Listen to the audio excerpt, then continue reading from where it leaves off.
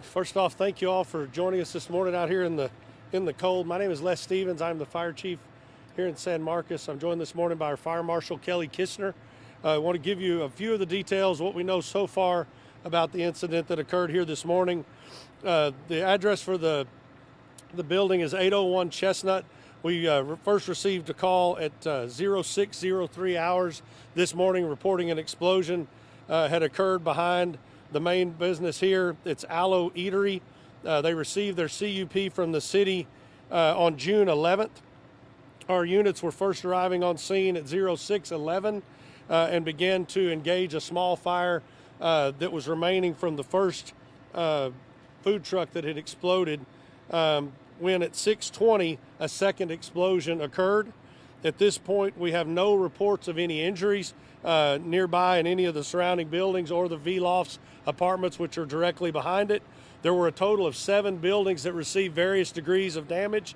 We've engaged the assistance of the Railroad Commission to help us through the course of the investigation. Also, we had our health department out to monitor all the businesses in the area. We've had our city's building official who will be helping with the structural damage assessment of the buildings that were affected, and then other city departments as well that have assisted up to this point. With that, there's certain things we won't be able to talk about. It is an ongoing investigation, but we'll be glad to take questions and answer those that we can up to this point. Originally, you guys tweeted out that a propane tank was involved. Do you know what the status of the cause was? I'm not real sure. We didn't provide that information, so we're not ready to comment yet whether or not a propane tank was involved or was the source of either of the 2 explosions. Was it a food truck? Yes, ma'am. Yes, ma'am. It looks as though, and the owners are on scene that say that it was a food truck that was involved in the first incident. And when you say 7 buildings in total, how much damage? Does that include other food trucks? Go ahead. At this time, it does not. That just includes the structures.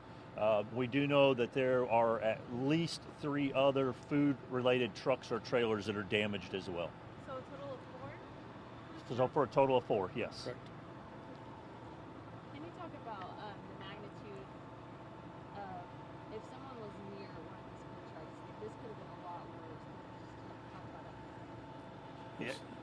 about it? It's the magnitude of the explosion. If you look around, you'll see behind us there's a couple cones with the big red pieces. They're laying right over here to your right, my left. That's part of one of the food trailers that's blown over this far. The yellow tape that you see is pretty well the debris field of where we found debris. So had anybody been around it when those 2 major explosions occurred, there definitely could have been injuries that would have resulted or serious injuries and possibly death. There weren't any firefighters hit with debris or injured? No, sir. Fortunately, our firefighters arrived on scene, made an initial attempt to extinguish a fire, realized that they were in too close a proximity and pulled back prior to the second explosion. So no reported injuries either of our personnel or the civilians in the area at the time of the fire. So the cause is still being investigated. Yes, ma'am. The investigation is ongoing at this time. Do you know that it started at one food truck? We do not know where it started. That's part of the investigation will be to determine where it started and how the incident progressed from there. Do you know what the name of the first food truck involved was? I do not. I don't have it right now. We can get it to you. I don't remember it right now. When you said there were 6 buildings that were 7? damaged, 7, so that's not counting the food trucks. That's the surrounding. Those are the fixed structures. Yes, sir.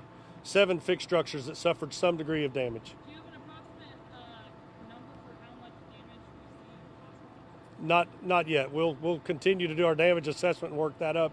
Right now, we just know that there are 7 buildings affected. How far away are some of those buildings? What's the furthest one? About a block, all the way down to the intersection here. Mocha's and Java's had some windows blown out. So far, that's the furthest away that we've had any reported damage. Were any residents evacuated or things like that? They were not. We did go door by door through the apartment complexes in the area to make sure there were no injuries. But at the time, there was no need to evacuate any of the residents. They were basically safer where they were, just left them shelter in place. Did you guys put out a fire or did it blow itself out? We did eventually put out a fire that occurred as a result of this. Yes, sir. This place is relatively new. Do you know if they met all of the standards that a food truck park should meet? We have records that show we have inspected each of the food trucks that are on site at this location. How long do you think cleanup will take and how long will you open? We expect to be out here through at least the middle of the day, if not most of the business day today. All right. Thank y'all very much. Appreciate your time.